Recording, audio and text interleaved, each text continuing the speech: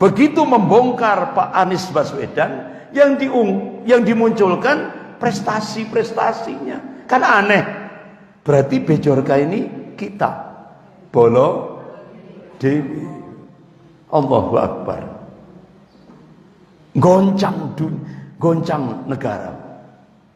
Kalang kabut, istana tidak bisa tidur. Bahkan bagaimana Jenderal Tito Karnavian, bagaimana Brimob ini artinya apa? Sudah dikuasai oleh Ang Chung Ming. Sehingga makanya Ibu lihat sendiri kan, pada saat di depan Bawaslu pada saat Pilpres 2019 ketika rakyat meminta untuk pertanggungjawaban Bawaslu, ya kan, dibantai itu 889 terkena tembakan, pukul, pentungan dan sebagainya. 300 yang ditangkap, disiksa di penjara. 52 orang yang hilang sampai hari ini. Habib Rizik Syihab itu sudah memberikan info kepada umat Islam seluruh Indonesia itu 2014. Ada mafia yang ingin menghancurkan negara kesatuan Republik Indonesia ini, ditopang oleh Taipan Cina. Adalah amar ma'ruf nahi mungkar di era digital. Ada sebuah buku yang mengungkap tentang the power shift, pergeseran arus kekuasaan dari era agraris menuju pada era industri, dari era industri menuju pada era informasi. Seperti kita di Indonesia sekarang ini benar-benar masuk pada era informasi, atau yang sering kita sebut dengan era digital. Bagaimana Allah Subhanahu wa ta'ala memerintahkan pada hamba-hambanya yang amanu wa taqwa,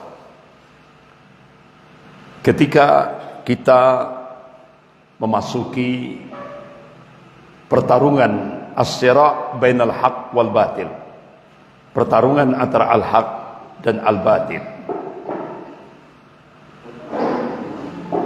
Para ummahat yang dimuliakan Allah, Allah Subhanahu wa ta'ala dan Rasulullah sallallahu alaihi wasallam memberikan satu arahan yang konkret agar kita tetap istiqamah amar ma'ruf nahi munkar. Allah ingatkan dalam surah Al-Imran ayat 104.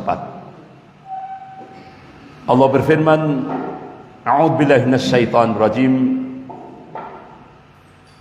Wal takum minkum ummatun yad'una ilal khair wa ya'muruna bil ma'ruf wa yanhauna 'anil munkar. Wa ulaika humul muflihun. Dan hendaklah di antara kalian ada segolongan umat yang mengajak kepada ilal khair. Ilal khair tidak ada lain adalah ad-dinul haq, yaitu ad-dinul Islam. Wa ya'muruna bil ma'ruf wa yanhauna 'anil munkar, dan menyuruh untuk berbuat yang ma'ruf, berbuat yang baik, dan mencegah dari yang mungkar. Wa ulaika humul muflihun. Mereka itulah hamba-hamba Allah yang beruntung atau yang sukses fid dunya wal akhirah. Jadi kalau kita ingin mendapatkan keberuntungan, kesuksesan dalam kehidupan dunia dan kehidupan akhirat, Allah Subhanahu wa ta'ala memerintahkan agar kita hamba-hambanya yang aman wa taqwa untuk tetap istiqamah mengajak kepada ilal khair, yaitu kepada ad-dinul Islam, ad-dinul haq, dan menyuruh kepada yang ma'ruf dan mencegah dari yang mungkar. Bahkan Rasulullah sallallahu alaihi wasallam juga mengingatkan kepada umatnya. Qala Rasulullah sallallahu alaihi wasallam, bal itamiru bil ma'ruf wa tanhauna 'anil munkar hatta idza ra'aitum suhan muta'an wa huwa mutabbi'an wa dunya mu'tharatan wa izaba kulli dira'in bi ra'yihi fa 'alaika ya'ni bi nafsik wa da'anka al-awwam fa inna min wara'ikum ayyam as-sabr as-sabru fihi mithlu qabdi 'ala al-jamri lil amil fihim ajr 50 rajulan ya'maluna mithla amalihi. Ya Rasulullah, ajr 50 minhum? La, ajr 50 minkum. Ini hadis sahih rawahu Abu Dawud. Bal itamiru bil ma'ruf wa tanhauna 'anil munkar. Bahkan kalian harus tetap ngajak untuk berbuat yang ma'ruf dan mencegah dari yang mungkar. Hatta idza ra'aitum suhan muta'an. Hingga kebakilan itu sudah ditaati. Bahkan sudah jadi fenomena di tengah masyarakat kita. Wa huwa mutabbi'an. Hawa nafsu sudah diikuti. Bahkan itu sudah jadi fenomena di tengah-tengah masyarakat kita. Wad dunya mu'tharatan. Kehidupan dunia lebih diutamakan daripada kehidupan akhirat. Dan itu sudah jadi fenomena di tengah masyarakat kita. Wa izaba kulli dira'yin bi ra'yihi. Manusia sudah lebih banyak membanggakan ra'yunya, akalnya, pendapat-pendapatnya daripada ayat-ayat Allah dan sunnah Rasulnya. Nah, manakala 4 faktor ini sudah muncul di tengah masyarakat kita, Rasulullah memberikan wasiat, fa'alaika ya'ni binafsik. Perhatikan diri kalian, perhatikan diri kalian, perhatikan diri kalian. Wada'ankal awam. Jauhi kebanyakan orang. Ulama-ulama hadis ketika menafsirkan wada'ankal awam, itu maknanya jangan sampai kita larut pada 4 fenomena tadi, di mana kebakilan sudah ditaati, hawa nafsu sudah diikuti, kehidupan dunia lebih diutamakan daripada kehidupan akhirat. Manusia sudah lebih banyak membanggakan ra'yunya, akalnya, pendapat-pendapatnya daripada ayat-ayat Allah dan sunnah Rasulnya. Rasulullah memberikan arahan, memberikan kabar kepada umatnya. Fa inna min waraikum ayyamas sabr. Sebentar lagi kalian akan mendapati hari-hari kesabaran. Apa makna fa inna min waraikum ayyamas sabr? Itu ulama-ulama hadis menafsirkan saat itulah Allah Subhanahu wa taala akan melipat gandakan pahala bagi hamba-hambanya. Oleh karena itu Rasulullah mengabarkan, manakala kita tetap istiqomah mentauhidkan Allah dan segala aspek kehidupan, kita sebagai hamba Allah yang muwahhid, dan kita tetap istiqomah ittiba'us sunnah, baik dalam kehidupan berpribadi, berkeluarga, bermasyarakat, bahkan berbangsa dan bernegara. Karena Rasulullah itu sebagai uswatun hasanah. Kalau kita tetap mau hidup seperti itu, Rasulullah memberikan kabar, hidupmu nanti seperti al-qabidu ala jamri, bagaikan memegang bara api. Kalau kita tetap istiqamah mentauhidkan Allah, ittiba'us sunnah, dan amar ma'ruf nahi mungkar, hidup kita itu seperti memegang bara api. Itu bahasa kinayah, kiasan. Apa maknanya? Tantangan yang kita hadapi berat, rintangannya banyak, ya kan? Musuhnya juga banyak. Itu kalau kita mau hidup seperti itu, ya. Kalau kita mau hidup seperti itu, Rasulullah memberikan busra, berita gembira. Apa? Qala Rasulullah sallallahu alaihi wasallam lil amili fihim ajr 50 rajulan ya'maluna mithla amalihi. Kalian akan dapatkan pahala sebanyak 50 orang yang beramal semisalnya. Sahabat tanya, ya Rasulullah, ajr khamsina minhum, apakah yang kau maksudkan dari kalangan mereka? La, tidak, ajr khamsina minkum, dari kalian. Masya Allah, luar biasa ini. Jadi ini hadis sahih rawahu Abu Dawud. Artinya apa? Kalau kita tetap dalam menjalani kehidupan di buminya Allah, di dunia ini, kita tetap istiqomah mentauhidkan Allah, kita campakkan segala macam bentuk kesyirikan, kita tetap ittiba'us sunnah, kita campakkan kebid'ahan, terlebih dalam beribadah kepada Allah, kita tetap tegakkan amar ma'ruf nahi mungkar, mulai dari ibda' binafsih, mulai dari diri kita, keluarga kita, lingkungan kita, masyarakat kita, bahkan sampai dalam kehidupan berbangsa dan bernegara. Rasulullah memberikan kabar, Allah akan memberikan pahala sebanyak 50 amalan sahabat Rasulullah sallallahu alaihi wasallam. Berarti luar biasa ya. Seperti 50 amalan sahabat. Padahal satu sisi Rasulullah mengabarkan, qala Rasulullah sallallahu alaihi wasallam, khairun nas qarni. Sebaik-baik manusia itu pada masaku, sahabat. Itu sebaik-baik manusia, yang the best. Thumma alladziina yalunhum, kemudian sesudahnya sahabat, yaitu tabi'in. Thumma alladziina yalunhum, kemudian sesudahnya tabi'ut tabi'in. Selesai. Itu manusia yang terbaik. Tapi kenapa kita umat akhir zaman ini, kalau kita mentauhidkan Allah, istiqomah mentauhidkan Allah, ittiba'us sunnah, amar ma'ruf nahi mungkar, itu nilai pahalanya seperti 50 amalan sahabat Rasulullah sallallahu alaihi wasallam.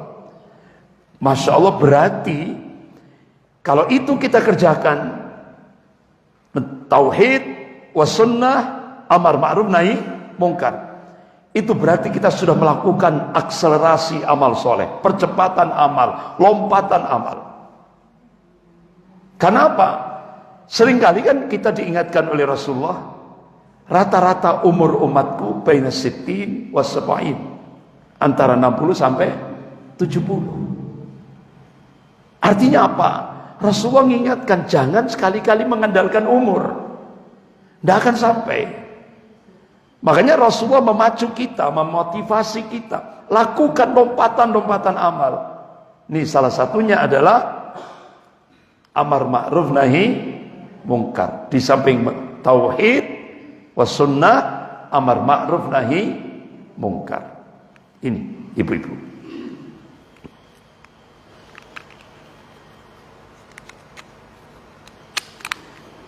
Para ummahat yang dimuliakan Allah,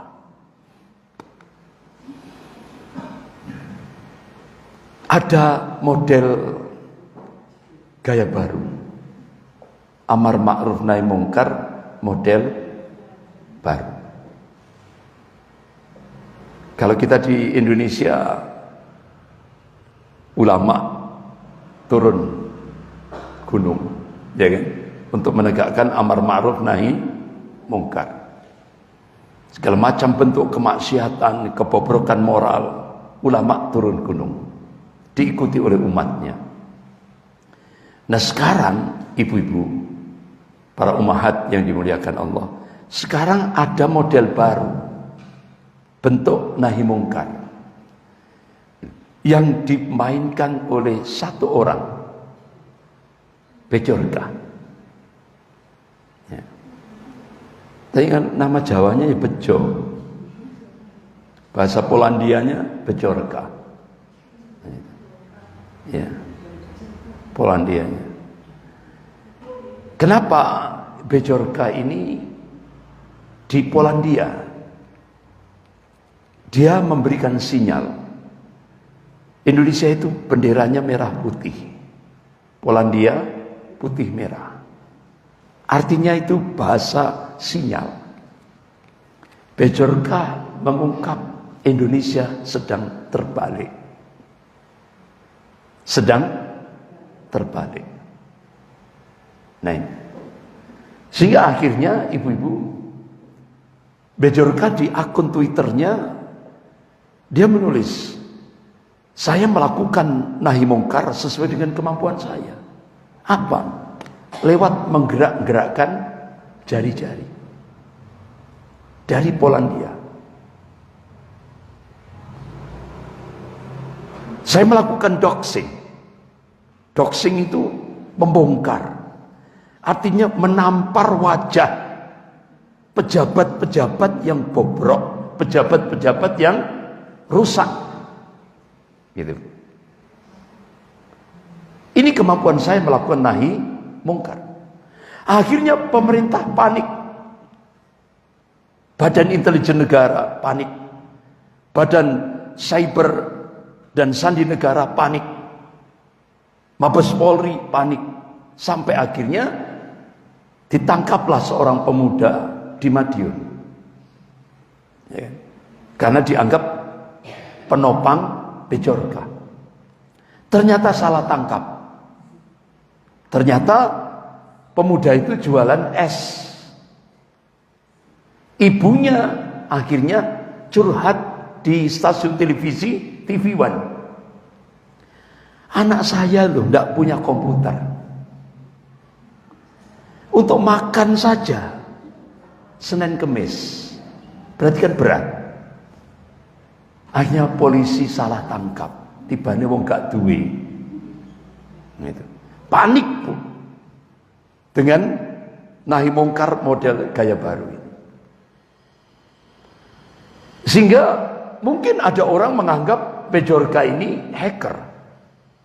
Tapi setelah saya dapat tabayun, gitu ya, setelah tabayun cross check ke pakar IT ITB, yaitu Bapak Insinyur Hermansyah yang masuk di stasiun televisi TV One itu.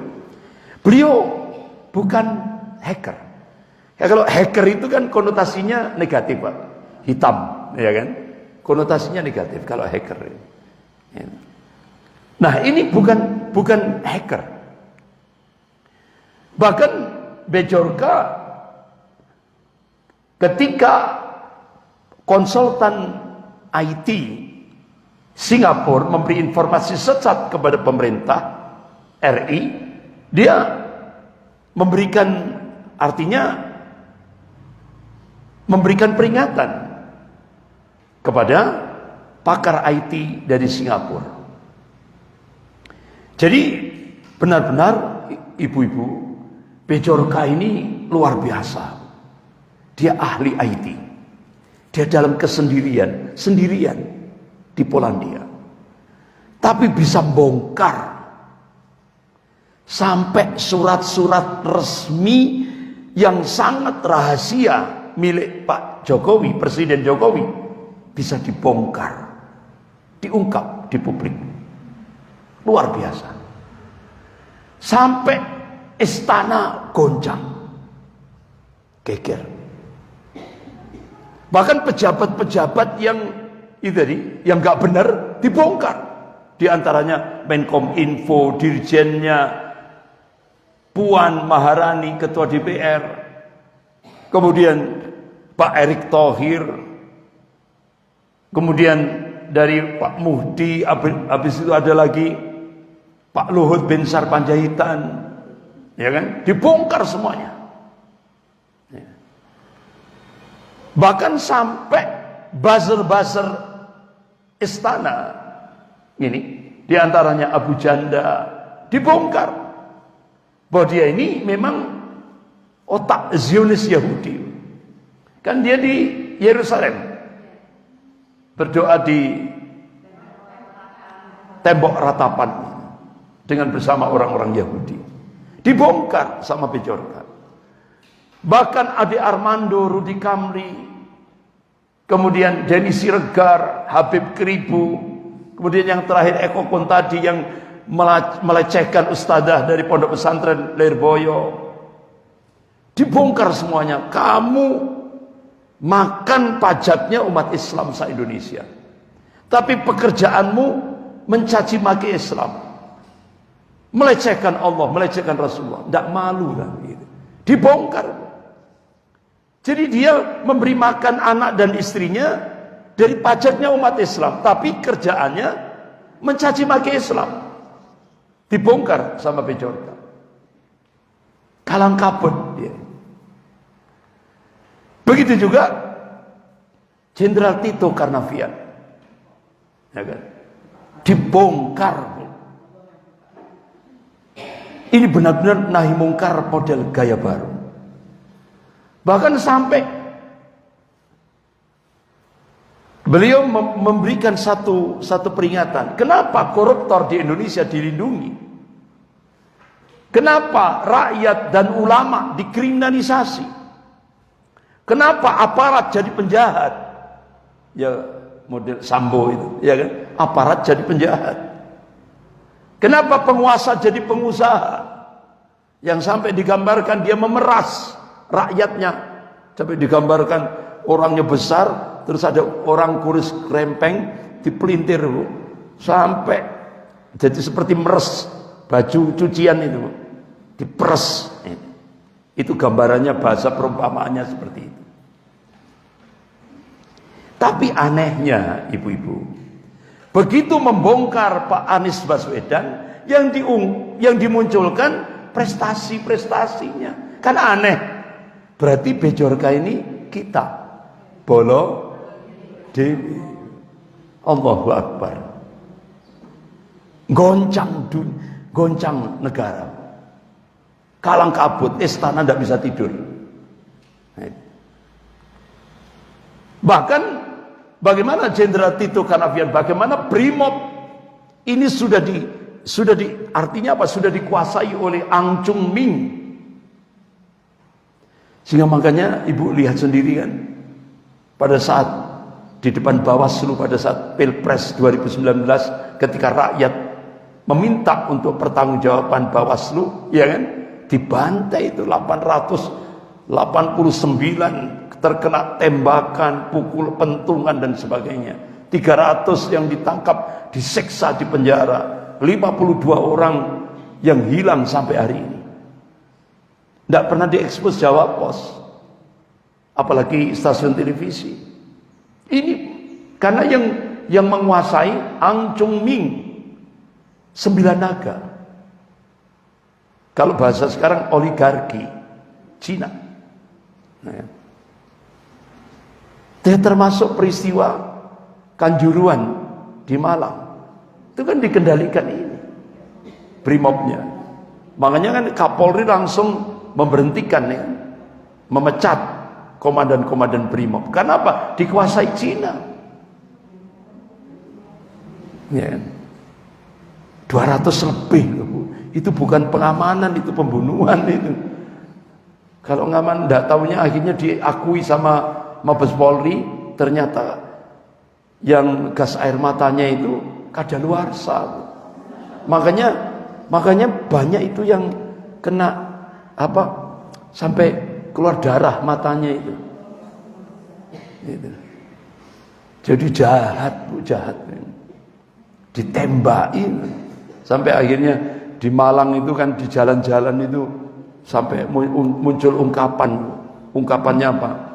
Coba ayahmu, ibumu, anakmu, saudaramu kamu tembak dengan gas air mata, bagaimana kesedihanmu, gitu. Ya otomatis, Bu, apalagi gas air mata yang kadaluarsa. Itu yang bukan kadaluarsa saja itu bisa menyesakkan paru-paru, dan itu kalau umpama orang yang kena penyakit jantung ya langsung, Bu, itu. Nah, itu ngeri. Belum lagi 800 lebih petugas KPPS, ya kan, sampai sekarang dipetieskan, tidak ada berita, artinya kejelasan hukum tidak ada. Jadi sekarang di Indonesia itu nyawa itu murah sekali, benar-benar bukan lagi kemanusiaan yang adil dan beradab, tapi kemanusiaan yang biadab. Ini yang kita lihat. Ini pada saat Ang Chung Min sama Jenderal Tito, dia berada di Pusdik Brimob Watu Kosek. Dan akhirnya ibu-ibu yang dimuliakan Allah, terbongkar semuanya. Ternyata siapa yang menciptakan Badan Satgasus Merah Putih? Ternyata Jenderal Tito Karnavian ngangkat Jenderal Sambo memimpin Satuan Tugas Khusus Merah Putih. Istilah Pak Mahfud MD, ada mabes di dalam mabes. Bahkan Habib Rizik Syihab itu sudah memberikan info kepada umat Islam seluruh Indonesia itu 2014. Ada mafia yang ingin menghancurkan negara kesatuan Republik Indonesia ini, ditopang oleh Taipan Cina. Otomatis kalau mafia itu kan geng kejahatan. Ini Habib Rizik Syihab ini mengungkap 2014. Nah kita baru tahu 2022. Habib Rizik Syihab sudah diberikan basirah, ketajaman mata hati oleh Allah. Tapi kita nggak paham apa mafia. Tahunnya 2022 munculnya kasus Sambo. Lebih ngeri lagi ketika asisten rumah tangga Sambo nyanyi. Ternyata di rumahnya ada ruang rahasia, ternyata isinya mayat-mayat yang organ tubuhnya sudah dijual. Kan sadis. Jadi kita masih ingat bagaimana pemilu 2019 ratusan, hampir 800 lebih petugas KPPS meninggal. Dan ketika Dr. Ani Hasibuan, seorang ibu dokter, terpanggil, padahal Polri pada saat itu mengumumkan siapa yang melakukan otopsi penjara, tidak boleh melakukan otopsi. Akhirnya Dr. Ani Hasibuan terpanggil hati nuraninya. Ini 800 lebih petugas KPPS ini manusia, bukan kucing, manusia. Kita harus memberikan penghargaan, menghargai dia sebagai manusia. Akhirnya beliau melakukan otopsi rahasia. Tidak tahunya sampelnya ternyata dibunuh lewat minuman, yaitu pakai arsenik. Seperti Munir itu, arsenik. Ya, makanya ibu-ibu, saya pernah waktu kuliah subuh di Masjid Al-Waqar, saya selesai, saya langsung menuju mobil saya, ada ibu-ibu datang dekati saya, Ustadz, saya korbannya, saya sudah muntah darah, Ustadz. Akhirnya saya sampaikan, Bu, ibu segera minum habatus sauda, karena itu obat segala macam penyakit kecuali mati. Ibu minum minyak zaitun, air zam-zam, kurma atau sari kurma, ya kan? Ibu bekam syar'i, ya. Banyak berdoa kepada Allah, alhamdulillah selamat. Itu. Tapi yang paling mengerikan itu informasi dari Ombudsman Pusat. Itu ternyata ada ketua KPPS di Lampung. Itu alhamdulillah Allah berikan perlindungan. Walaupun dia diracun pakai arsenik itu tawar, Bu. Artinya benar-benar tidak mengenai dia. Alhamdulillah dia masih kondisi sehat. Akhirnya didatangi, langsung dikasih fulus, disogok. Dia tolak. Berita terakhir dari Ombudsman Pusat Jakarta, ternyata ditembak, mati. Sampai seperti itu, kecurangannya itu terstruktur, sistematis, masif dan brutal. Ini yang terjadi. Tapi sampai sekarang tidak pernah diungkap. Jadi nyawa di Indonesia ini murah sekali. Jadi Pilpres 2019 itu bisa kita simpulkan hegemoni kekuasaan berpotensi menjadikan seorang penguasa menjadi kalap, dan jika perlu menjadi pembunuh siapapun yang merintangi kekuasaannya. Sampai Pilpres pun kecurangannya itu terstruktur, sistematis, masif dan brutal. Kenapa brutal? Para ummahat yang dimuliakan Allah, ini contoh pada peristiwa 22 Mei 2019 ketika rakyat mengeluarkan pendapat di depan Bawaslu minta keadilan. Karena ini Pilpres 2019 itu curang. Kecurangannya terstruktur, sistematis, masif dan brutal. Dan itu dilindungi oleh undang-undang. Rakyat mengajukan pendapat di muka umum, ya kan? Itu dilindungi oleh undang-undang. Nggak tahunya Bu, malam hari 897 orang terluka tembakan di depan Bawaslu dan pukulan pentungan. Lebih dari 300 orang ditangkap dan disiksa di dalam penjara. 52 orang hilang sampai sekarang, belum diketemukan. Kemudian ada 3 anak yang masih SMP, yaitu Harun Rasyid, Raihan Fajari, dan Adam Noryan. Dia anak SMP yang rumahnya berdekatan dengan Bawaslu, sehingga kena. Jadi dia main-main, tidak tahunya kena sasaran kebrutalan Brimob. Sehingga akhirnya salah satu contoh, Harun Rasyid yang masih umur 15 tahun SMP itu digebukin 10 Brimob. Itu videonya kan viral itu. Anak kecil dibantai 10 Brimob. Ditendang, diinjak pakai balok kayu, dipentung pakai balok kayu.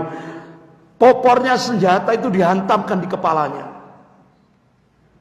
Sehingga akhirnya Harun Rasyid ditemukan oleh relawan, itu jenazahnya sudah diselokkan yang penuh comberan. Dibuang di situ. Nah, ketika Harun Rasyid ini jenazahnya diangkat, ini relawan ini megang kepalanya. Kepalanya itu sudah lunak, Bu. Artinya apa? Tempurungnya sudah hancur. Kena popor senjata. Dan itu videonya viral di medsos. Pertanyaannya, apakah 10 Brimob itu ditangkap? Diadili? Tidak. Murah nyawa di Indonesia. Padahal Rasulullah mengingatkan, satu nyawa seorang muslim itu lebih berharga daripada dunia dan seisinya. Hancurnya dunia seisinya, kata Rasulullah, itu lebih berharga, lebih berharga nyawa seorang muslim yang dibunuh tanpa alasan yang hak. Itu yang diingatkan. Nah, para ummahat yang dirahmati Allah, sampai sekarang kasus ini tidak pernah masuk di media, baik cetak maupun elektronik. Sampai sekarang belum pernah diungkap ini. Sampai akhirnya Bude ditanya, Bude, ini yang petugas Maka PPS yang meninggal itu 800 lebih. Loh, biasa. Jawabannya gitu. Astagfirullah. Nemen sudah, Bu. Nyawa sudah. Jadi wa makaru wa makarallah wallahu khairul makirin. Mereka membuat makar, tapi Allah balas makar mereka. Dan Allah sebaik-baik membuat makar. Jadi kalau dulu 2019 Jenderal Tito Karnavian mengumpulkan dana judi untuk memenangkan rezim. Ternyata untuk Perpres 2024 itu sudah ditata rapi oleh Jenderal Sambo. Siapa calon presiden oligarki 2024 itu sudah di kantongnya, sudah disiapkan. Siapa calon Kapolri 2024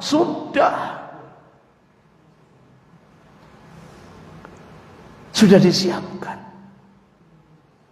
Apalagi majalah Tempo mewawancarai dari konsorsium judi online 303 itu benar. Jadi perwira Polda Metro Jaya mengkoordinir seluruh perjudian di seluruh Indonesia.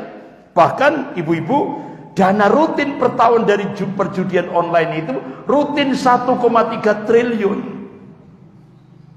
Pertanyaan kita, kenapa PPATK ini tidak mengungkap lebih cepat? Coba kalau mengungkap ACT, langsung, ya kan? Terus Koperasi 212, langsung. Barusan saja akhirnya PPATK baru mengumumkan ada dana 155 triliun yang masuk ke polisi. 155 triliun. Berarti benar judi online. Makanya Bu, melibatkan 3 Kapolda. Kapolda Metro, Kapolda Sumatera Utara, dan Kapolda Jatim, ya kan? Kapolda Jatim. Nah, baru dicopot Kapolda Jatim setelah kasus Kanjuruhan, ya kan? Nah, ini kan barusan saja, kemarin kalau tidak salah dicopot oleh Kapolri. Nah, ini PPATK baru mengungkap setelah banyak kritik dari masyarakat. PPATK baru mengungkap dana 155 triliun itu masuk ke oknum Polri. Nah, ini. Bahkan bandar judi, siapa itu? Ferdi Budiman, ya. Ya, yang bandar judi itu. Kok bandar judi, bandar narkoba. Ferdi Budiman, ya, Ferdi Budiman.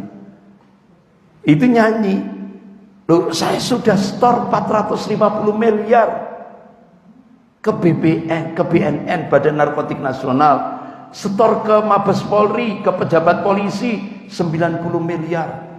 Kok ditangkap? Padahal sudah setor. Sudah setoran, Bu. 450 miliar loh, Bu. 1 miliar aja mungkin Ibu ngereyot, Bu, ya. Ini 450 miliar.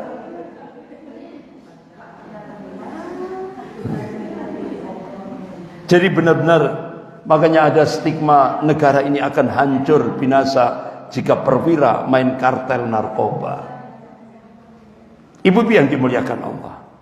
Bahkan Mendagri Tito Karnavian ini ternyata sudah menyiapkan, mengatur rekayasa untuk Pilpres 2024. Nah, ini.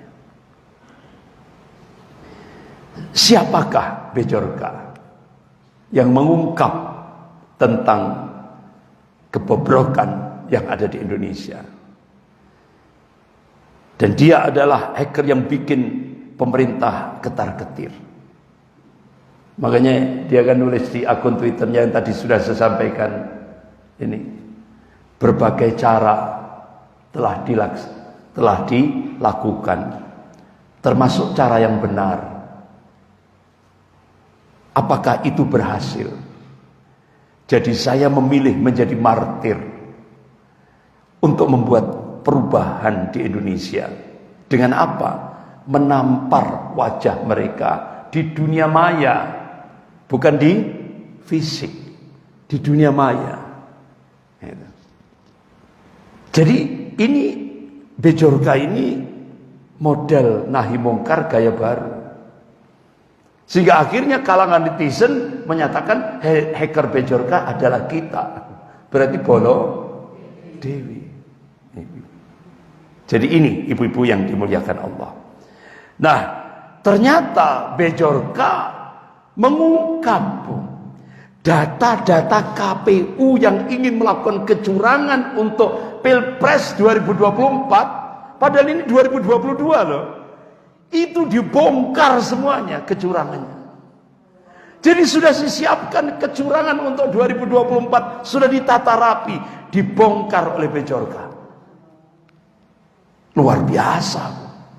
Sehingga akhirnya yang merespon Bejorka adalah SBY. Akhirnya SBY mengumumkan turun gunung untuk antisipasi Pilpres 2024. Beliau siap turun gunung. Yang kebakaran jenggot, sekjennya PDIP, Hasto. Dianggap statement SBY hoax. Nah akhirnya sudah katakan kecurangan pemilu itu nyata. Jadi PDIP itu tidak perlu sibuk membantah Pak SBY. Nyata itu. Ya.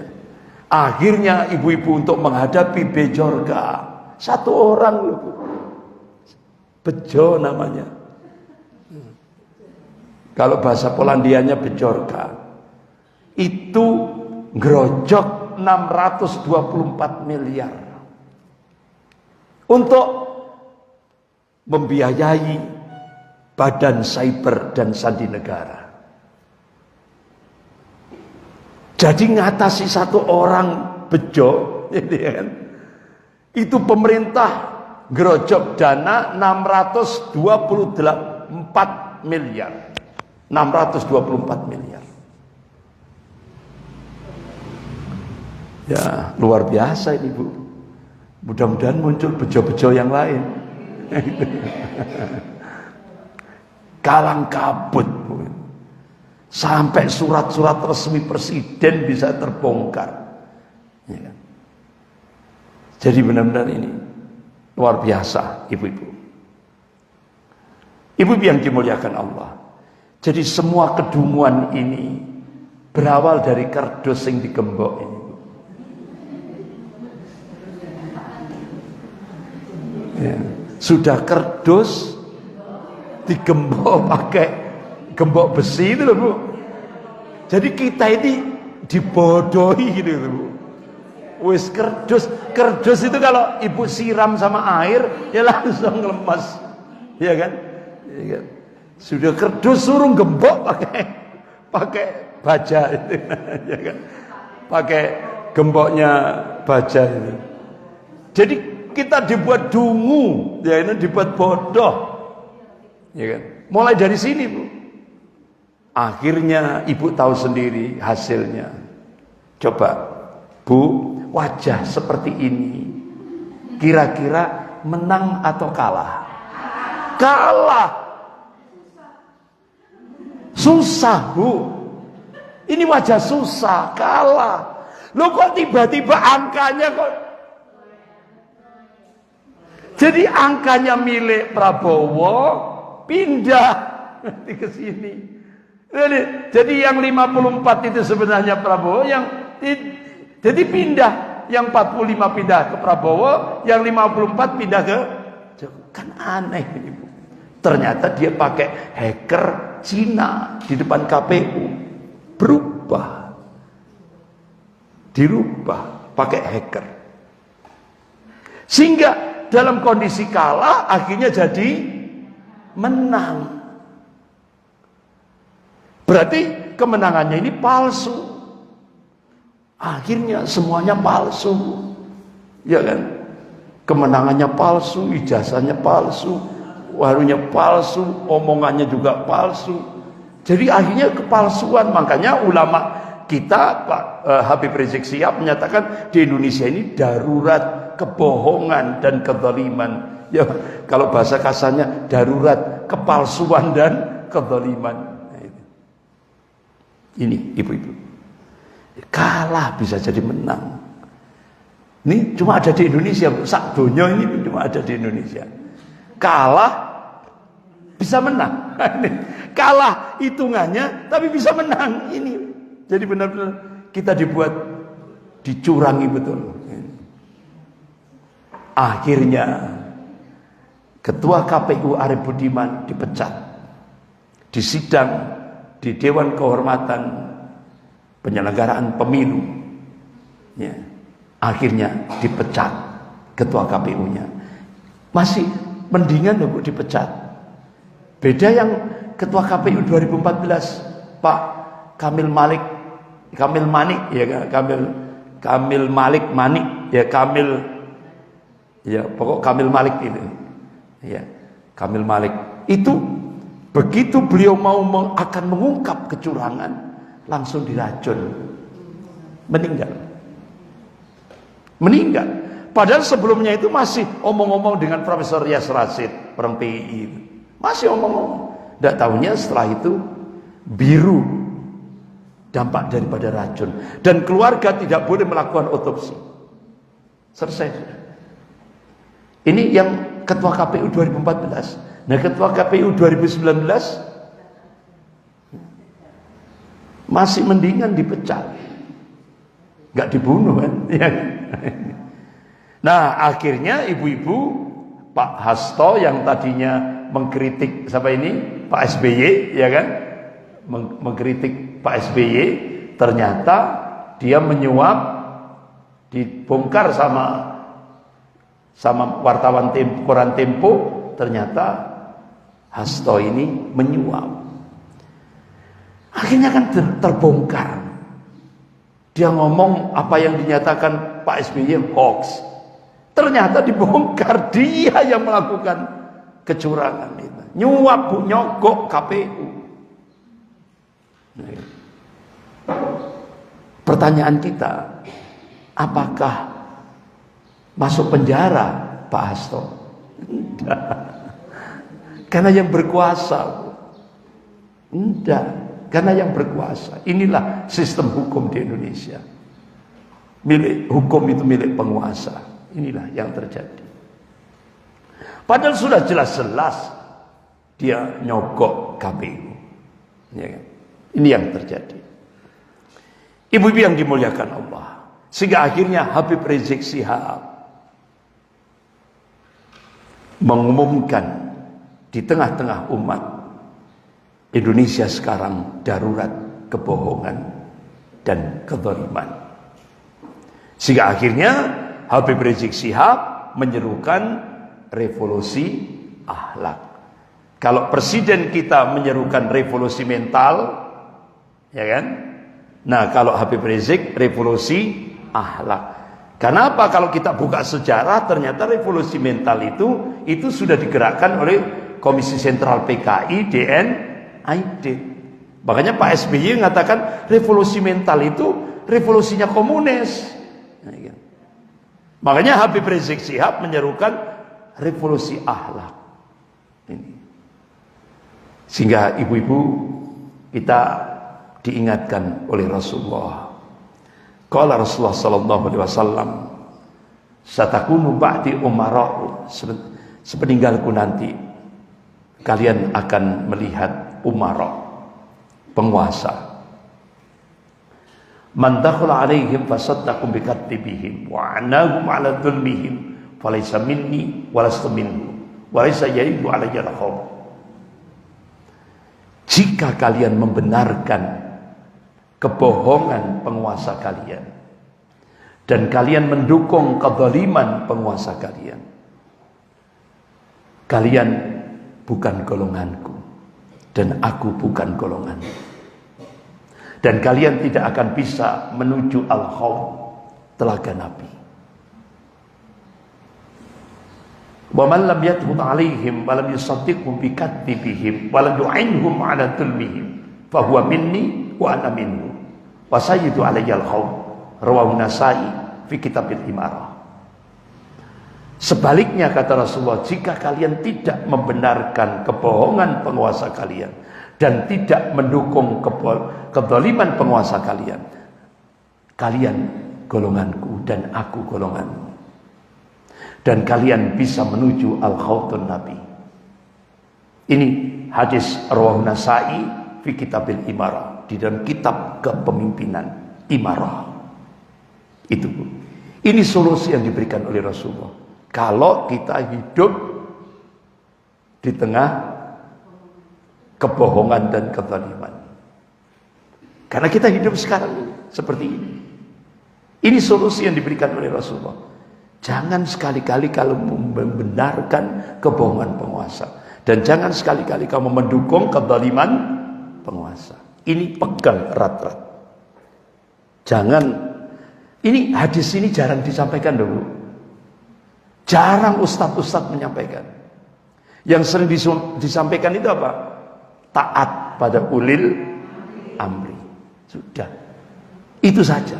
Tapi kalau hadis ini jarang disampaikan. Karena resiko, Bu. Kalau ada ustadz, apalagi ustadznya pegawai negeri, langsung, Bu. Wassalam wa kalam sudah. langsung dipecat. Nah, ini hadis solusi yang diberikan oleh Rasulullah.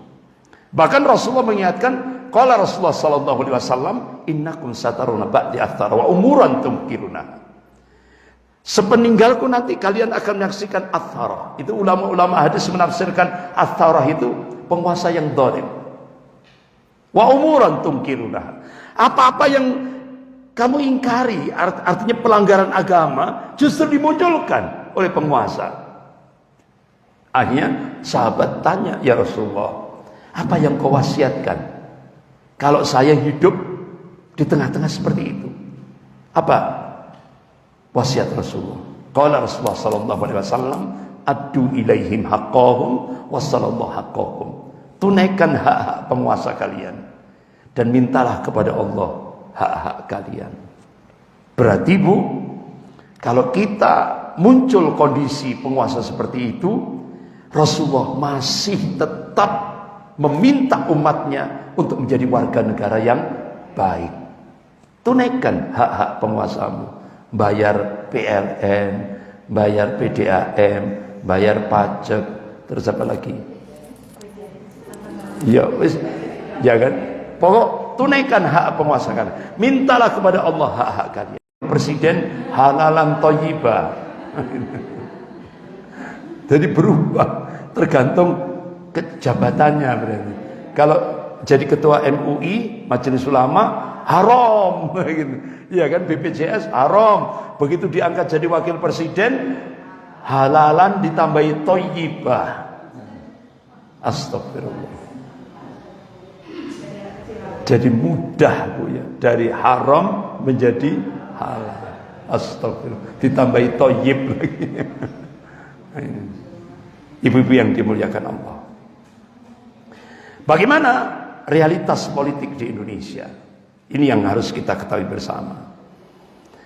Jadi sekarang ibu-ibu, Indonesia benar-benar dikuasai oleh oligarki. Oligarki itu apa Bu? Cina. 9 naga. Bahkan Menko Polhukam Pak Profesor Mahfud MD menegaskan demokrasi di Indonesia tidak sehat. Karena hampir 84% kepala daerah di seluruh Indonesia itu disupport oleh Cina. Cukong. 84 berarti kan mayoritas kabeh. Makanya nggak usah jauh-jauh di pusat. Saya habis kuliah subuh, ada seorang pejabat dekati saya, Ustaz, nggak usah jauh-jauh tingkat nasional, Jawa Timur aja, mulai dari atas sampai tingkat kecamatan, kabeh jongose Cina, Ustaz. Jongos itu nyata. Makanya ibu-ibu, ternyata kapal penjajah itu adalah 9 naga. Kalau dulu VOC kapalnya benar-benar kapal dagang, jajah, datang VOC kapal bener Bu, datang ke Indonesia, jajah Indonesia. Berapa tahun? 350 tahun. Nah sekarang kapalnya beda. Kapalnya sudah berada di Indonesia, 9 naga. Ini Bu, 9 naga ini. Sofyan Wanandi, nama Indonesianya. Ang Chung Min yang tadi itu, nama Indonesianya Tahir. Kemudian Rusdi Kirana yang punya Lion Air, pesawat Lion Air ini. Kemudian yang keempat yaitu Yakob Sutoyo, James Riyadi yang punya Lipo, kemudian Antoni Salim, anaknya Sudono Salim, nama Cinanya Lim Xiong, yang BCA itu, ya kan? Itu. Kemudian Tony Winata yang tokoh judi yang luar biasa.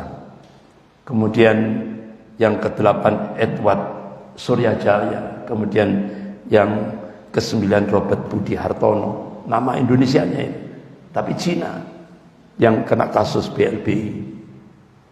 Ini sekarang ini. Bahkan ibu-ibu, pimpinan pusat Muhammadiyah Profesor Haidar Nasir sampai memberikan statement yang cukup tegas. Jadi biasanya beliau itu kalem itu, bahasanya sopan, santun gitu. Baru kali ini beliau memberikan statement yang agak keras. Kata beliau, sekuat apapun jihad konstitusi yang dilakukan oleh Muhammadiyah, hasilnya akan hambar ketika berhadapan dengan oligarki politik atau kekuasaan di Indonesia ini. Artinya apa, Bu? Jihad konstitusi yang dilakukan Muhammadiyah itu hambar hasilnya kalau Indonesia dicengkeram oleh oligarki. Oligarki itu Cina. Dan politik sekarang ini kering kesadaran cita-cita luhur bangsa. Artinya apa?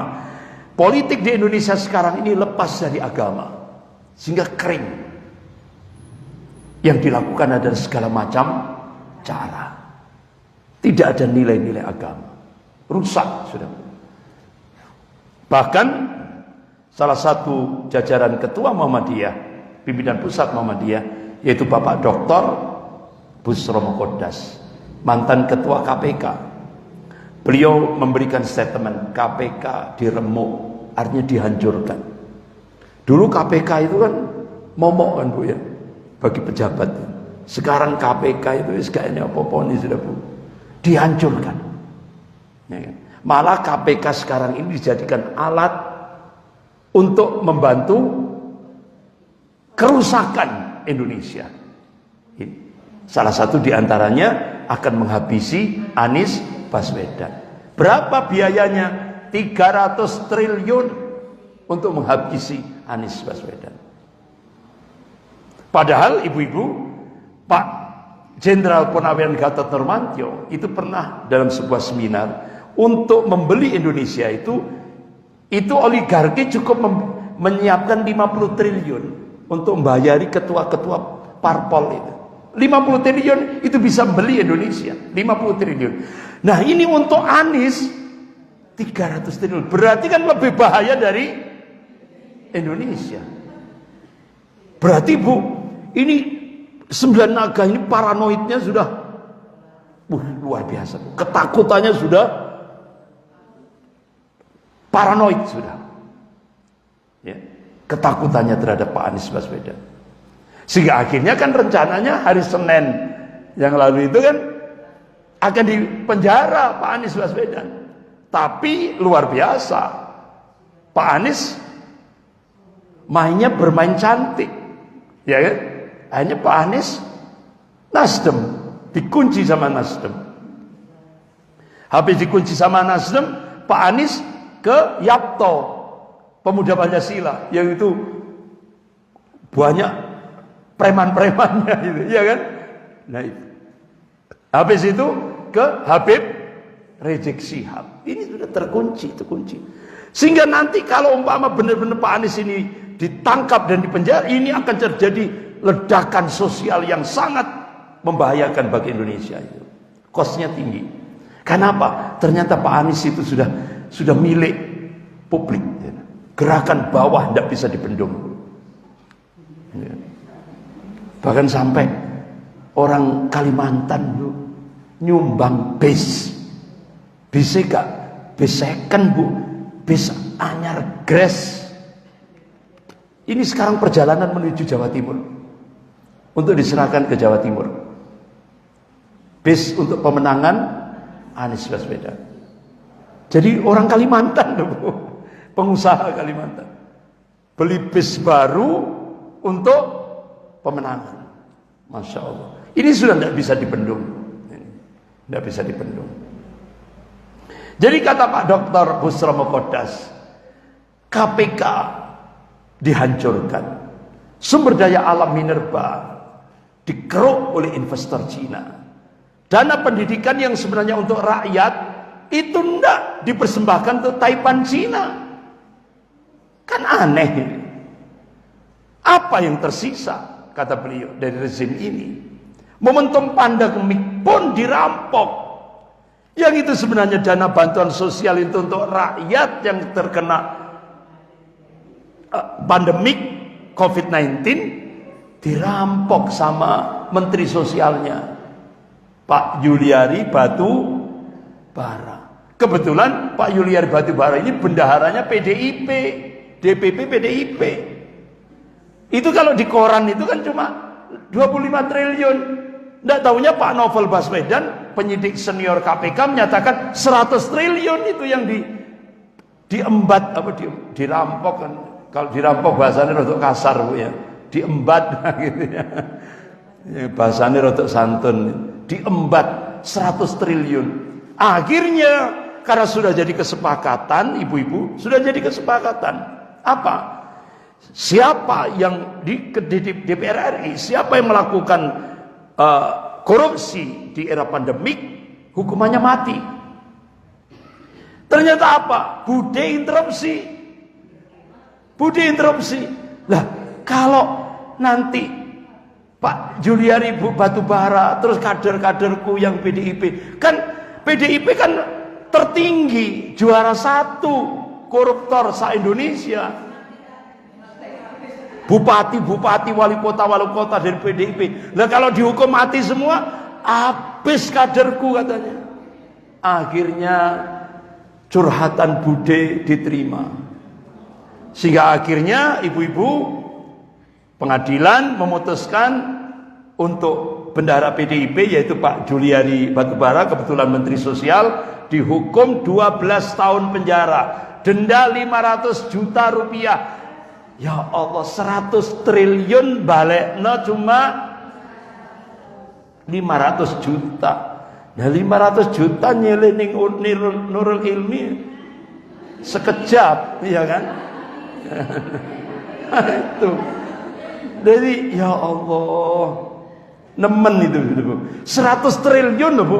100 triliun ini kan berarti kan 100.000 miliar. Iya. Wong 1 triliun ada 10.000 miliar, 1.000 miliar. 1.000 miliar itu 1 triliun.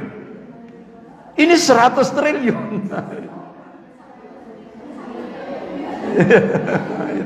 Ya Allah. Tidak tahu Bu, ya itu. Ibu-ibu yang dimuliakan Allah. Oleh karena itu pakar politik Amerika, Prof. Jeffrey Winters, Indonesia dikuasai para maling.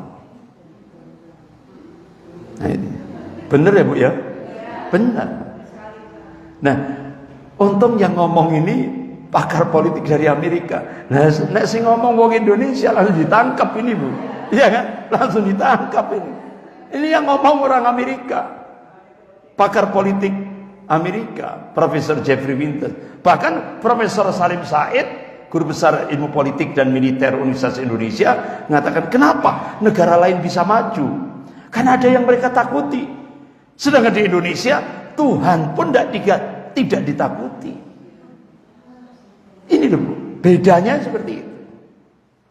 Makanya kenapa Bu, koruptor di Indonesia ini kok seneng gitu loh Bu.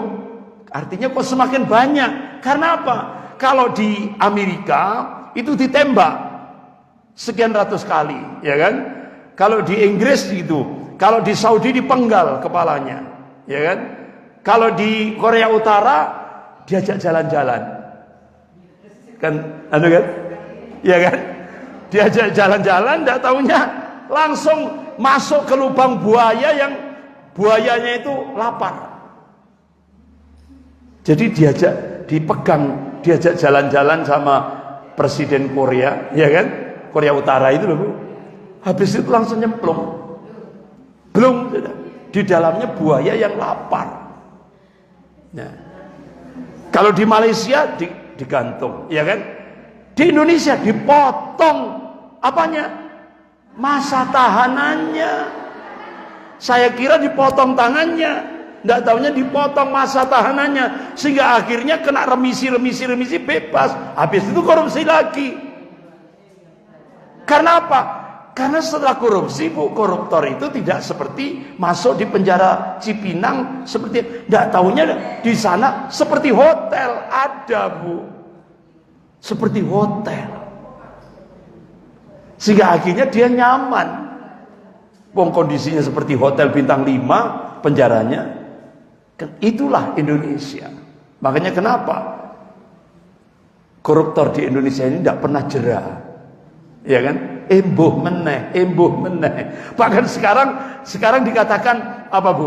Sekarang dikatakan, jadi sekarang di Indonesia itu korupsi itu bukan kejahatan. Apa?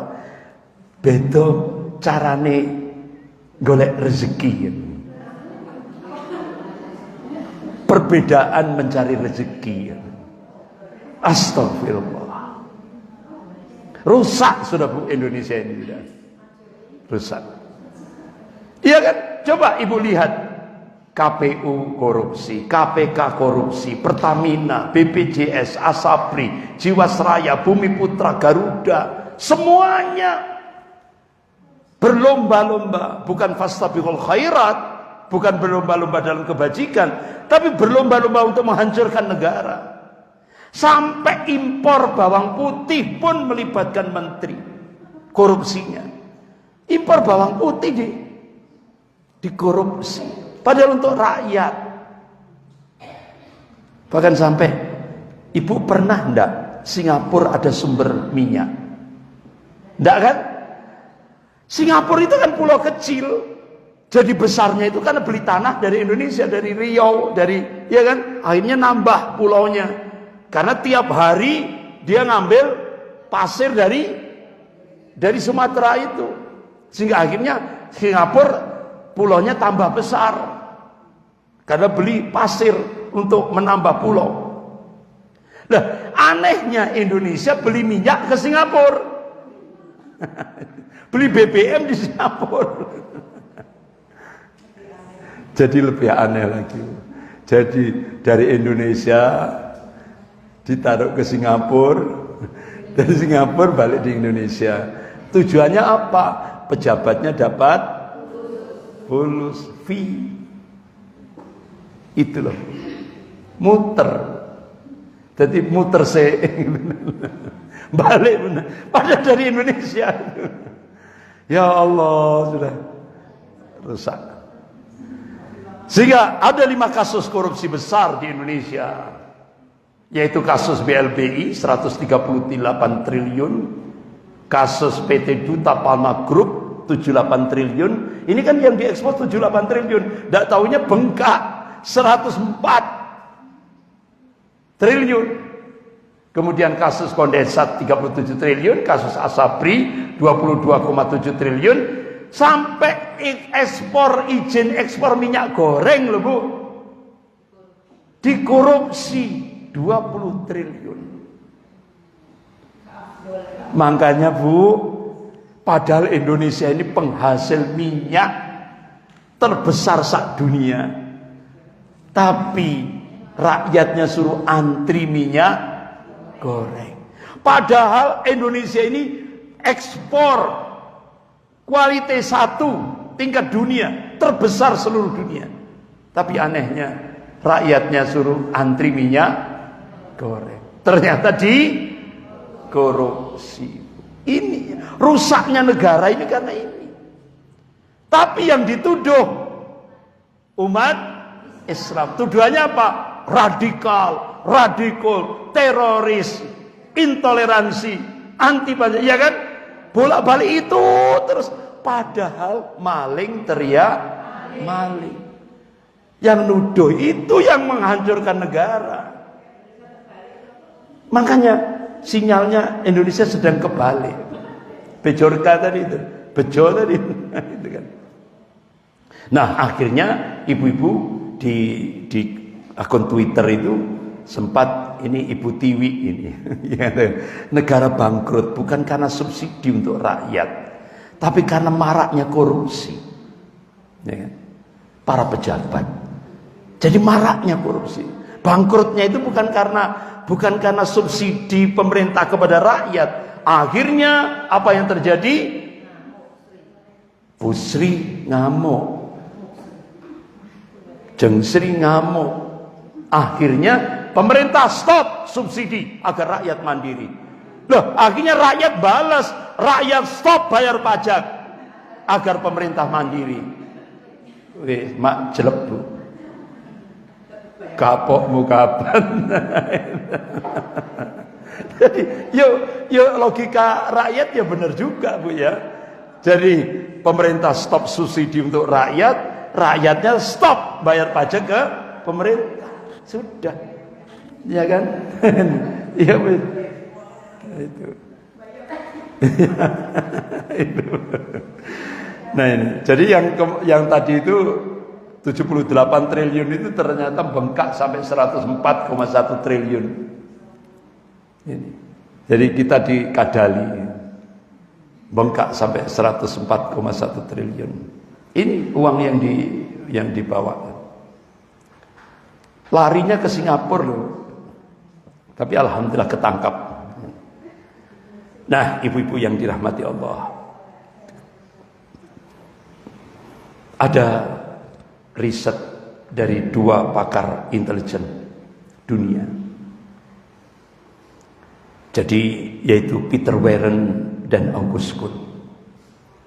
Akhirnya hasil risetnya dibukukan dengan judul Ghost Fleet. Jadi diprediksi tahun 2030 di Indonesia akan terjadi bencana geopolitik. Tahun 2030 akan terjadi bencana geopolitik.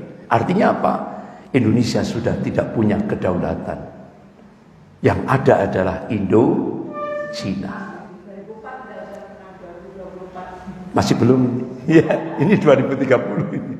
Nah akhirnya oleh siapa?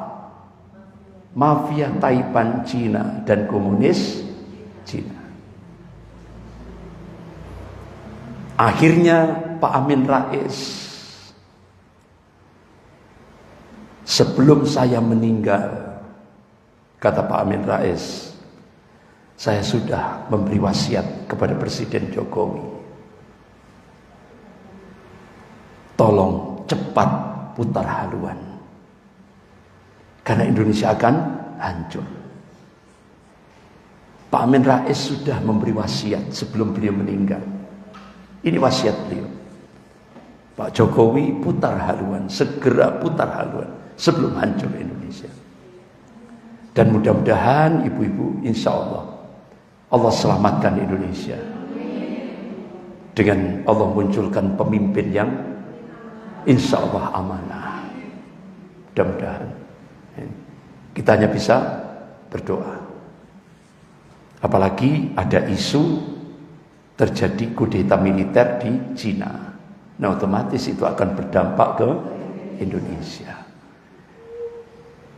Tinggal tunggu tanggal mainnya. Wa makarallah wallahu khairul makirin. Dan kita diyakinkan oleh Allah, wa manasru illa min indillahil azizil hakim.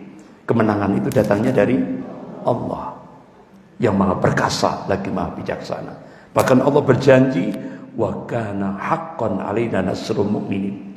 Wajiban kami memenangkan golongan mukmin.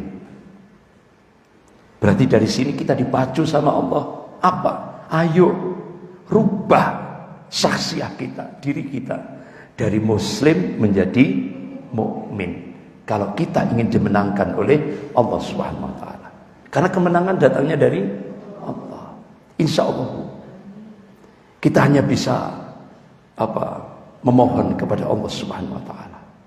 Yang penting kita berjuang, taat, istiqomah, insya Allah hasilnya serahkan pada Allah. Ya kan? Jangankan, ya kan sering kali saya sampaikan, jangankan Fir'aun original saja mudah bagi Allah untuk menghabisi. Apalagi Fir'aun jenis KW. Nah itu. Jadi itu saja lah, Bu. Yang akbar itu hanya Allah. Sudahlah, kita istiqomah, kita jadi warga negara yang baik. Seperti tadi Rasulullah sudah ngasih ngasih nasihat. Jadilah warga negara yang baik. Walaupun kondisinya kita di kezaliman seperti itu. Tapi jangan lupa amar ma'ruf nahi mungkar. Dan itu sudah dicontohkan oleh Habib Rizik Syihab. Resikonya apa? Penjara. Ya kan? Resikonya penjara. Sampai organisasinya dibubarkan. Itu resiko. Makanya sejarah berulang. Allah tegaskan dalam surah Al-Fat ayat 23 itu. A'udzubillahi minasyaitonir rajim.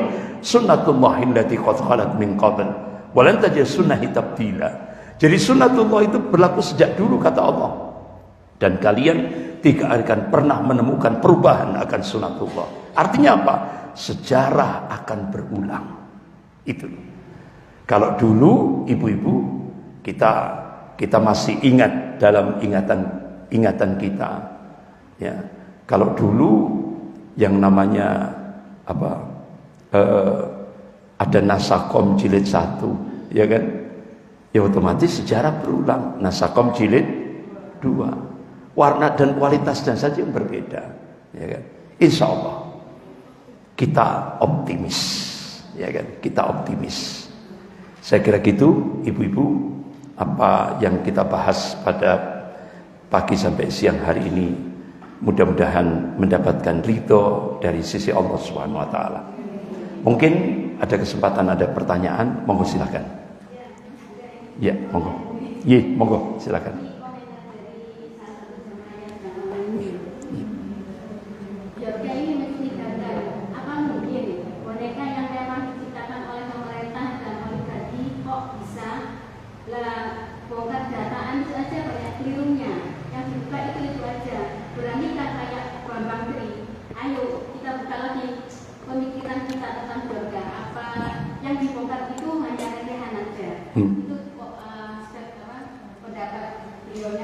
Ya, kita hargai kritik ini, gitu ya. Itu kan artinya bisa jadi sebuah operasi intelijen itu dia korbankan. Untuk apa? Untuk meraih fulus. Tadi berapa? 624 miliar. Bisa jadi itu analisanya, itu bisa jadi gitu. Ya kan? Bisa jadi. Tapi jadi bisa jadi itu pola gawe mereka gitu ya. Artinya dia korbankan itu tapi dia dapat fulus. Berapa akhirnya pemerintah? 624 miliar diturunkan untuk menghadapi Bejorka. Bisa jadi yang tadi yang lewat medsos ini tadi bisa jadi, ya kan?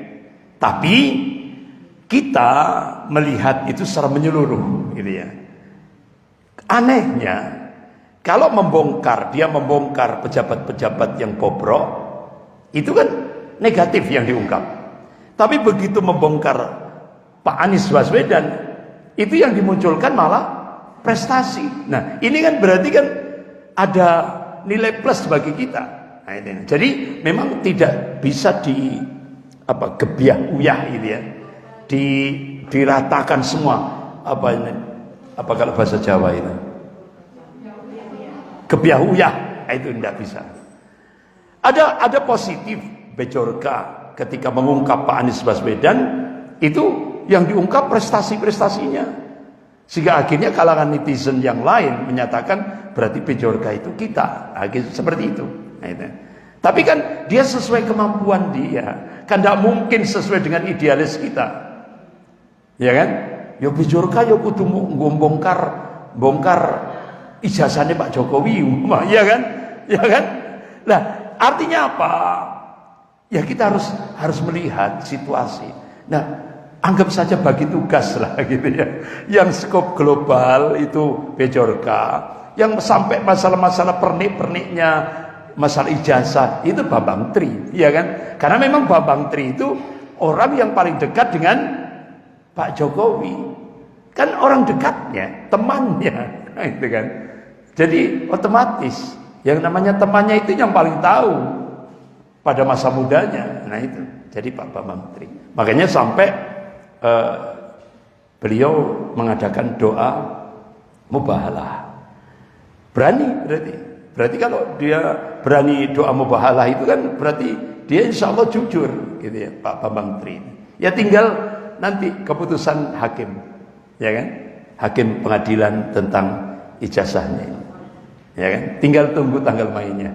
Nah otomatis kalau nanti benar-benar tidak diketemukan aslinya gitu ya, artinya berarti benar-benar palsu gitu ya, berarti otomatis mulai 2 tahun apa 8 berarti berapa periode? 2 periode ya, berarti tidak sah karena palsu kan, ya kan? Otomatis tidak sah, cacat konstitusi. Nah, itu. Jadi seperti itu. Jadi itu. Yang lain, monggo. Tentang siapapun nanti pemimpin yang terpilih, kalau selama pemerintahannya itu tidak secara syariat Islam, sama saja. Maksudnya itu tidak akan baik. Ya, begini. Kita setuju dengan statement itu. Setuju.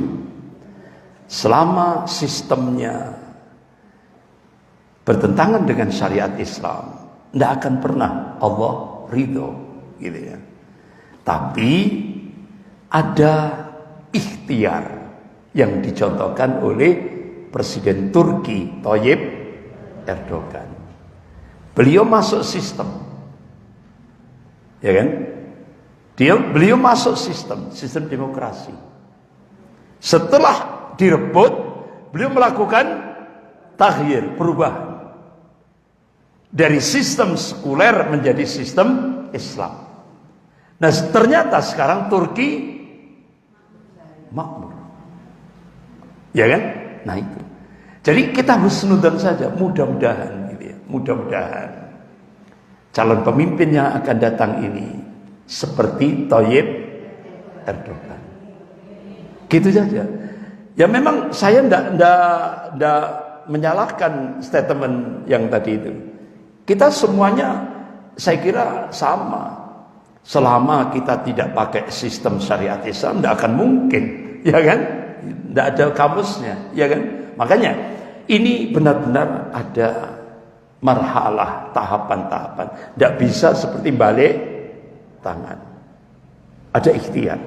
Dan itu dipraktekkan oleh Presiden Turki Tayyip Erdogan. Dan sudah kita lihat hasilnya. Saya kira ini. Yang lain?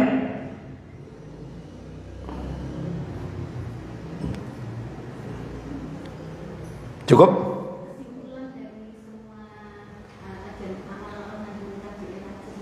Nah, ya, jadi gini. Saya tambah 5 menit. Saya tambah 5 menit. Nah, tadi apa solusi syar'inya? Dan apa close statement, ya kan? Kesimpulan, ya kan? Apa yang bisa kita perbuat? Kalau secara syarak Rasulullah sudah ngasih solusi tadi itu, ya kan? Jangan sekali-kali membenarkan kebohongan penguasa. Jangan sekali-kali mendukung kezaliman penguasa. Titik, sudah. Ini kita pegang. Nah sekarang bagaimana caranya kita berbuat untuk Indonesia ke depan? Saya barusan membaca disertasi doktor Syekh Abdul Majid Ihsan Al-Gilani. Ini sebagai solusi syar'i. Beliau ini keturunan Syekh Abdul Qadir Jailani rahimahullah. Nah, kalau di Indonesia Syekh Abdul Qadir Jailani. Kalau bila di Syam, di bumi Syam, Syekh Abdul Qadir Al-Jilani. Ya kan? Jadi beda logat. Kalau di Indonesia Jailani, kalau di Syam Al-Jilani. Sama dengan kalau di Timur Tengah Maryam, Aminah.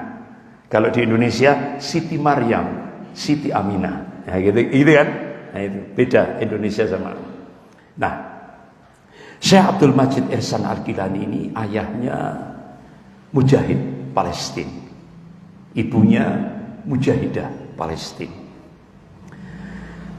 Beliau menamatkan sekolah dasar sampai tingkat SLTA di Yordan, Bilad Syam. Kemudian ngambil S1 judulnya Nas'at Al-Qadiriyah, Pertumbuhan Madrasah Syekh Abdul Qadir Jailani rahimahullah. S2-nya beliau ngambil program master, itu judulnya Falsafah Tarbiyatul Islamiyah, Filsafat Pendidikan Islam. S3-nya Studi Analisis Tarbiyatul Islamiyah Syekhul Islam Ibnu Taimiyah rahimahullah. S3-nya doktor beliau.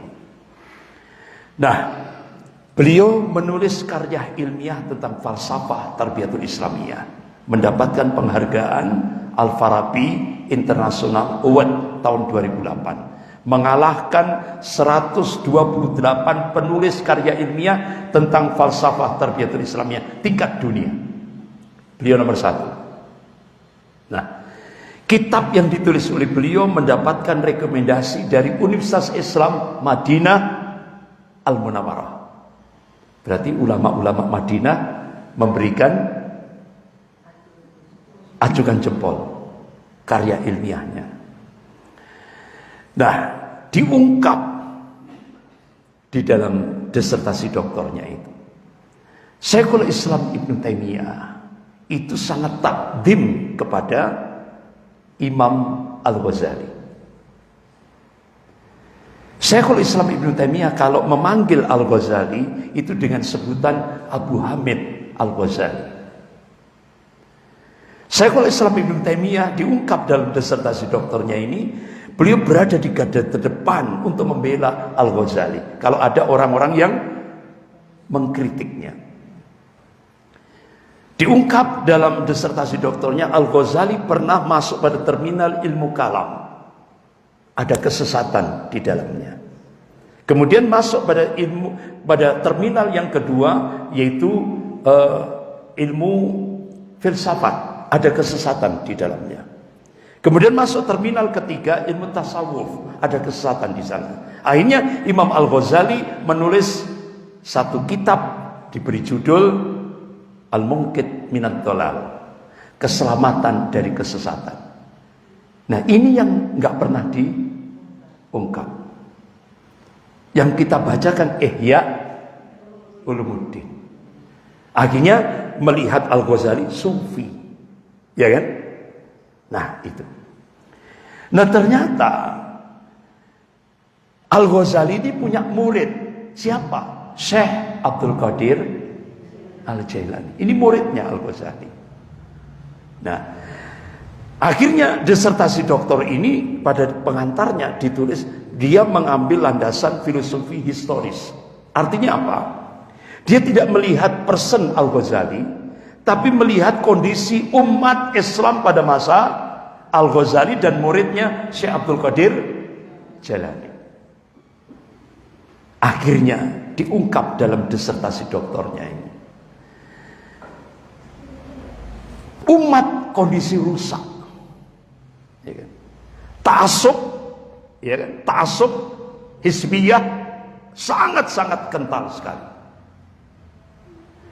Aliran-aliran sesat banyak sekali pada masa Al-Ghazali. Ulama banyak yang dia ulama su daripada ulama yang istiqomah. Lebih banyak ulama su. Kondisi umat benar-benar lemah sekali.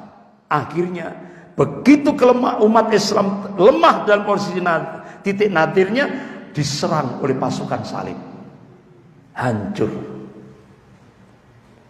Nah, bagaimana Al-Ghazali sama muridnya melakukan perubahan umat Islam pada saat itu? Beliau dalam disertasi doktornya itu mengungkap Al-Ghazali sama muridnya Syekh Abdul Qadir Jailani mengambil pijakan surah Ar-Ra'd ayat 11. A'udzubillahi minasyaitonir rajim. Innallaha la yughayyiru ma biqaumin hatta yughayyiru ma bi anfusihim. Sesungguhnya Allah tidak akan merubah kondisi satu kaum hingga kaum itu merubah apa yang ada pada dirinya sendiri. Ini quantum change, quantum perubahan yang diberikan Allah. Allah tidak akan merubah kondisi satu kaum kalau kaum itu tidak mau berubah. Kemudian yang landasan yang kedua, hadis. Qala Rasulullah sallallahu alaihi wasallam, fa inna fil jasadi mudghah idza saluhat saluhat jasadu kullu wa idza fasadat fasadat jasadu kullu ala wa hiya qalb. Ini hadis sahih riwayat Muslim. Setiap jasad manusia itu ada segumpal darah. Kalau segumpal darah itu baik-baiklah semuanya. Kalau segumpal darah itu jelek-jeleklah semuanya. Ala wa hiya qalb. Ketahuilah yang dimaksud segumpal darah itu adalah qalbu. Nah, kenapa Al-Ghazali menjadikan qalbu menjadi titik untuk menyelamatkan, merubah kondisi umat? Karena qalbu ada al-quwah, kekuatan, yaitu kuwatul fikrah dan kuwatul hamasah, kekuatan pemikiran dan kekuatan kemauan atau semangat. Akhirnya teknisnya Al-Ghazali bersama muridnya membangun madrasah Al-Quran. Jadi untuk mentazkiyah, membersihkan kolbu umat itu dengan Al-Quran dan As-Sunnah. Akhirnya selama 50 tahun Al-Ghazali sama muridnya Syekh Abdul Qadir Jailani melahirkan generasi Salahuddin Al-Ayyubi rahimahullah. Masya Allah. Selama ini kita dapat info Al-Ghazali Sufi, Syekh Abdul Qadir Jailani Sufi. Bahkan di kampung-kampung ila hadratil Mustafa Syekh Abdul Qadir Jailani Al-Fatihah. Ya kan? Ini yang kita dengar. Bahkan Abdul Qadir Jailani kalau berzikir bisa terbang. Itu yang kita terima. Tapi apa karya beliau? Ditutup rapat-rapat. Ternyata disertasi Dr. Syekh Abdul Majid Ihsan Al-Kilani mengungkap karya dua ulama besar, Al-Ghazali dan muridnya Syekh Abdul Qadir Jailani. Akhirnya kitab ini dapat rekomendasi dari Universitas Islam Madinah Al-Munawwarah. Baru tahu? Baru tahu ya? Saya juga baru tahu karena saya baru baca itu. Nah, itu. Dan alhamdulillah ternyata apa yang dilakukan oleh Al-Ghazali dan muridnya Syekh Abdul Qadir Jailani itu sudah dipraktekkan di Indonesia. Alhamdulillah, ibu-ibu bisa lihat di seluruh Indonesia sekarang banyak pesantren tahfidzul Quran, geria Quran, rumah Quran, kampung Quran. Bahkan ketika Syekh Ali Jabir, Allahumma yarham, saya ingin bercita-cita menjadikan 1 juta penghafal Quran, tapi akhirnya beliau dibunuh. Ya kan? Target untuk dibunuh. Kenapa? Orang-orang kafir di Indonesia ditopang orang-orang munafik itu sangat alergi kalau Al-Quran itu benar-benar membumi di Indonesia. Nah, alhamdulillah ternyata apa yang di karya dua ulama ini sudah dipraktekkan di Indonesia. Insya Allah. Seperti yang dulu pernah kita ungkap satu hadis riwayat Imam Abu Dawud yang diungkap oleh Syekh Dr. Abu Bakar Al-Awidah yang dari Palestina. Ya mudah-mudahan 2024 insya Allah Indonesia menjadi pemantik awal Sofwatul Islamiyah, kebangkitan Islam global, insya Allah. Jadi kita optimis saja, Bu, ya kan, optimis saja. Ya, jadi akhirnya ternyata apa yang dilakukan oleh Al-Ghazali dan muridnya Syekh Abdul Qadir Jalani ternyata sudah dipraktekkan di Indonesia. Saya itu baru dong, Bu. Ternyata kitab ini sudah banyak nyebar di Solo. Nah, di Jawa Timur ini barusan saja. Di Solo itu sudah, makanya saya waktu saya sering kali diundang ke Solo itu untuk tabligh akbar masalah Syiah itu ya, masalah Syiah.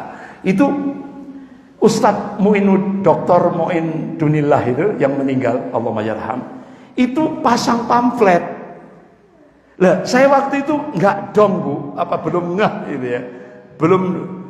Belum paham gitu ya. Karena selama ini yang saya terima kalau Al-Ghazali itu WNU.